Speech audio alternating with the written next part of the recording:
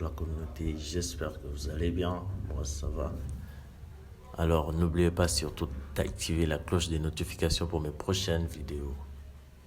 Je suis encore devant vous pour vous parler des différents indicateurs culturels selon Gert Hofstede. Gert Hofstede est un chercheur néerlandais en sciences sociales qui a développé un modèle d'analyse des différences culturelles. Son modèle appelé les dimensions culturelles de Hofstede identifie 6 dimensions principales qui permettent de comparer les cultures.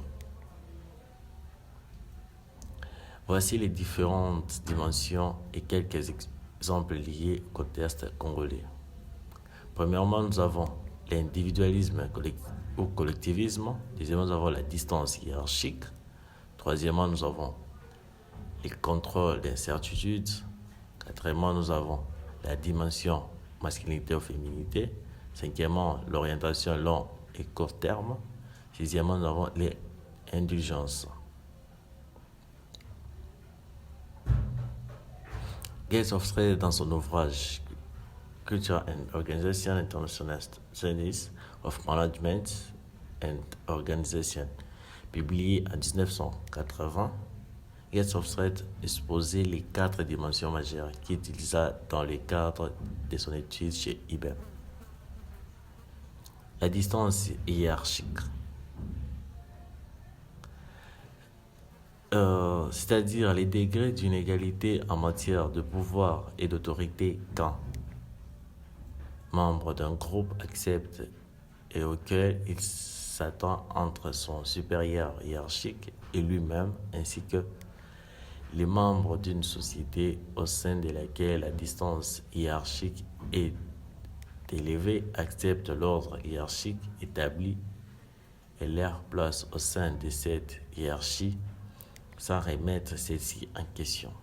A contrario, dans une société dont la distance hiérarchique est faible, les individus ont davantage tendance à soulever des interrogations sur les inégalités de pouvoir tout en cherchant à les réduire.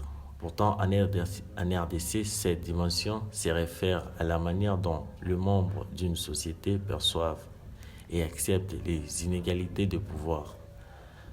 En RDC, il existe une hiérarchie sociale prononcée avec une différence marquée entre les classes sociales, les élites politiques et les autorités traditionnelles.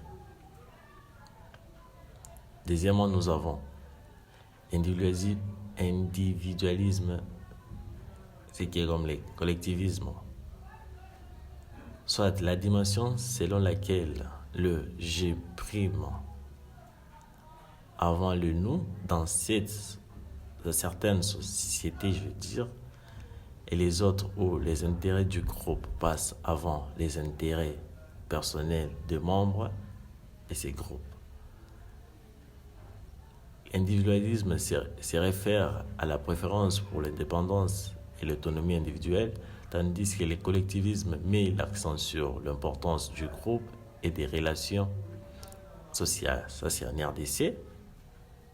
On observe une forte importance accordée aux liens familiaux, tribaux, ce qui indique une tendance vers le collectivisme.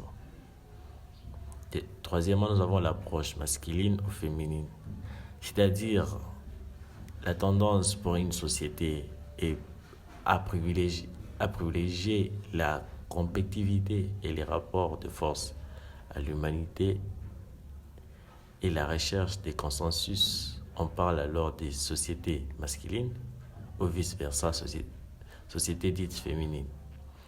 Et en RDC, cette dimension se réfère à la répartition des rôles entre les genres.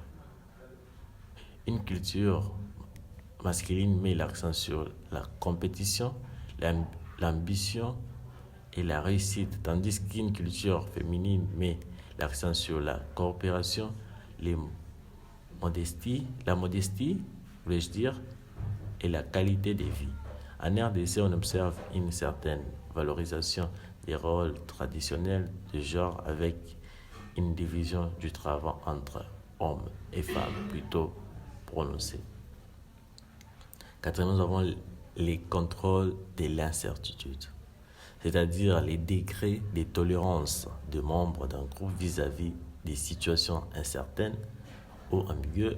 Et à d'autres termes, il s'agit de comprendre si la société en question adopte une attitude contrôlée, réfractaire à l'inconnu ou au contraire une attitude détendue vis-à-vis de ce qu'on ne peut prédire et de ce qu'on pourrait arriver.